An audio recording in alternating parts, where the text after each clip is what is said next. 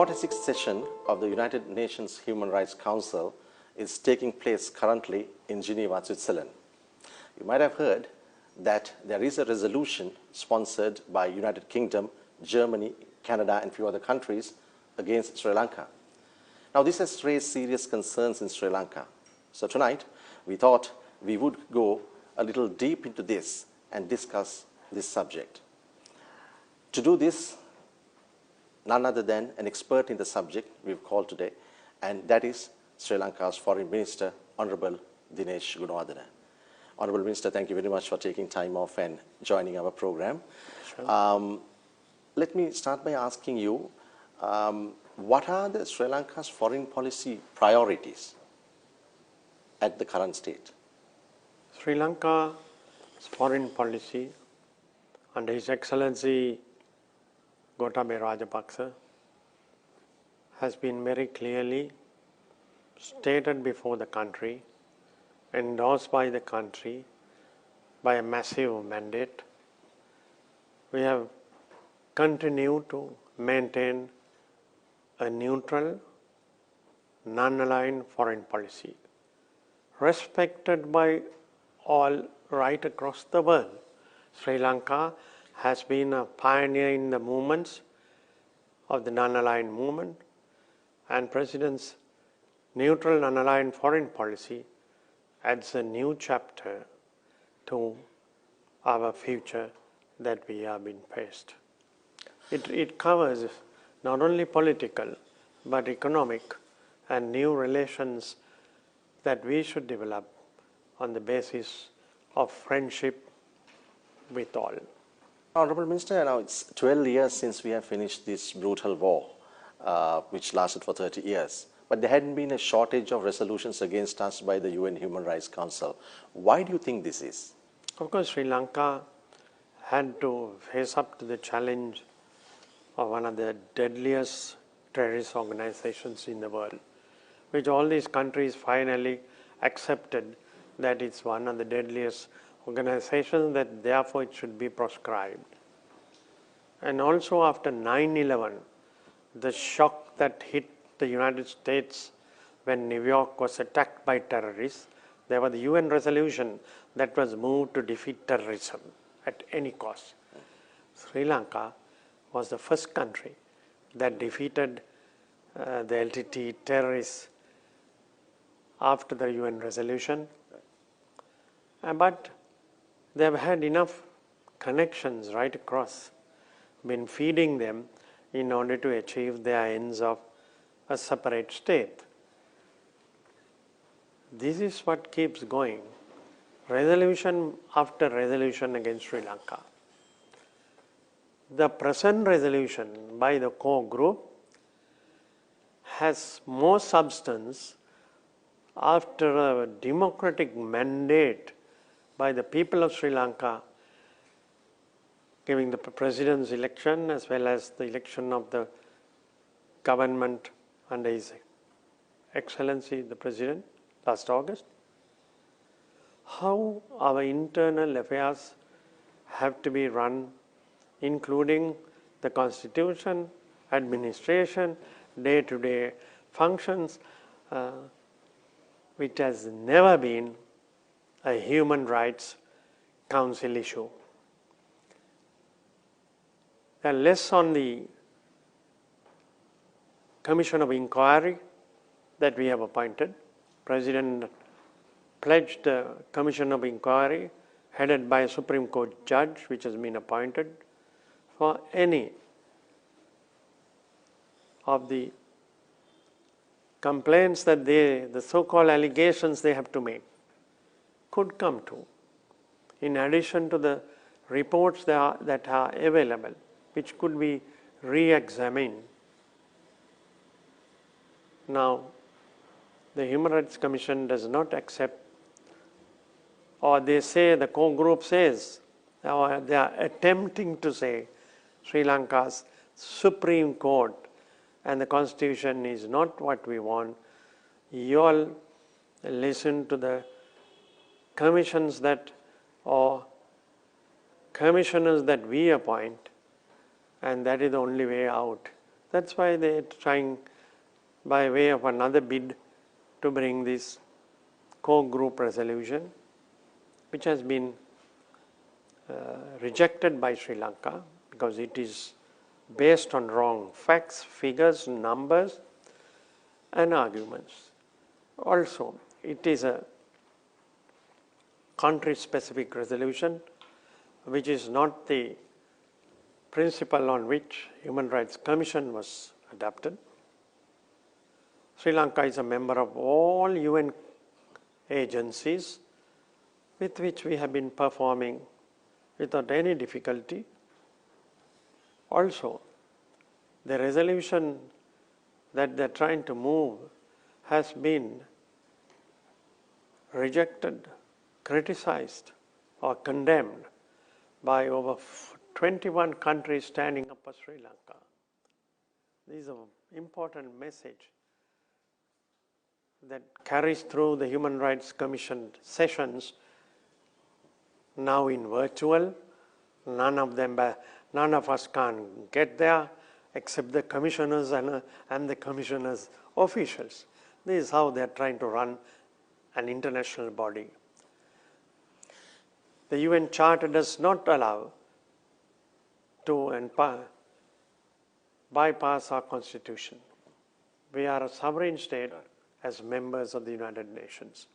And what the Commission tried and what the core group is trying to do is to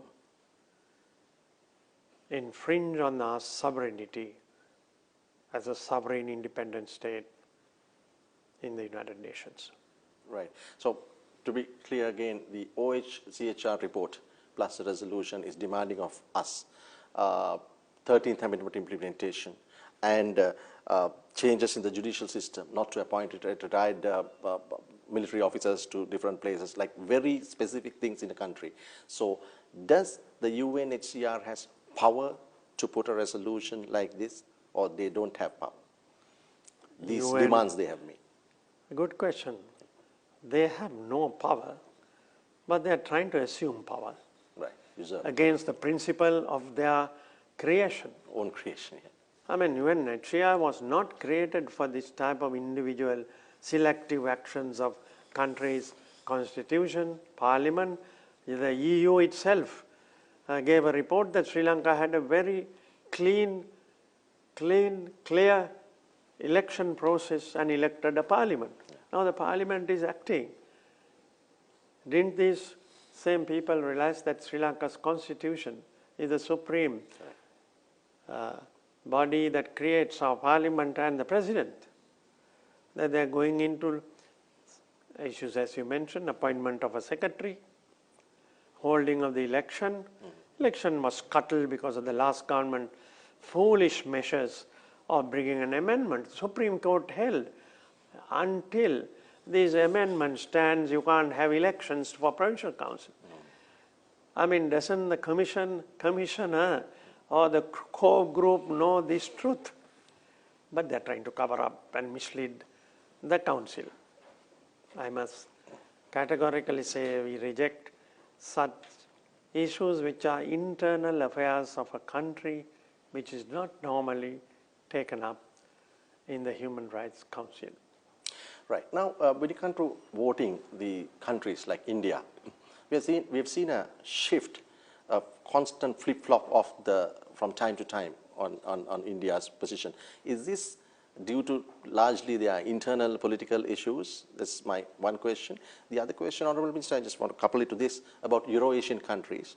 What are their position and what would you expect on their vote this time? There are 193 countries of the UN and only 47 are members of the Council.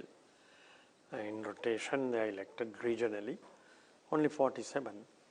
And the EU has a dominating role for which they have created themselves, because all economic domination that is influencing countries also has a factor to play in these sessions, because that's how the core group wants to tackle the situation rather than facing the facts. Figures, we challenge. Let us sit down and face the figures. They are not ready to. Their own member of the British Parliament and House of Lords today, Lord Nesby, has come out with confidential documents of the British government. Are they going to deny that? They run away from that, sorry to say. I have to make that clear. We have asked them, let's sit down and see the figures. They are not ready to. I mean, take one by one the issues. This is how they are trying to push a resolution against Sri Lanka. That's to show that they have a certain number of perhaps rallying ground support against the views of our sovereign nations. That in 21 countries and over who are supporting and stood up and spoke for Sri Lanka's clear position of rejecting the Commissioner's report on false figures, arguments and facts, and also the right of a country to reject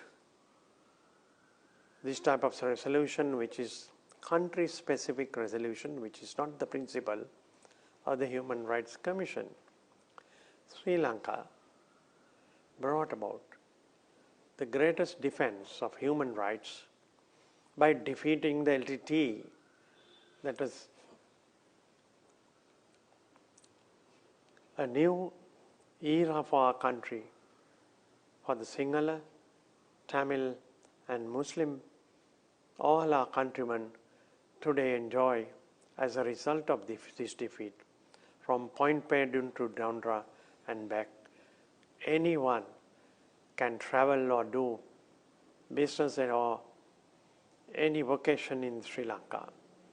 Any foreigner could also do the same, and perhaps also tell the Human Rights Commissioner the ground situation in Sri Lanka is not what she's seeing from Geneva. Yeah. In the face of this kind of challenge, here back at home, what do we need to do to make us more stronger? What do we need to do in Sri Lanka to be more strong in a situation like this? Sri Lanka, of course, certain issues, if they are raising, we have to follow up. If certain matters have got delayed, but the key issues of getting some of the institutions that are functioning, we have supported by way of the budget, and the President and the government is committed to supporting the Office of the Missing People and so many other areas where people of the Northeast and the rest of the country can have their livelihood, their progress and their rights further protected by way of this democratic governance that our country is in. Honourable Minister, I'd like to ask, if you don't mind me asking maybe a one-line answer or a one-word answer for this question.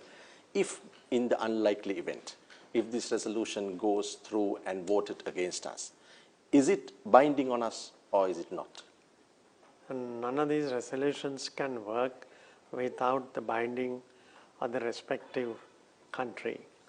But Sri Lanka has achieved most of what the Human Rights Commissions have been on and off counseling.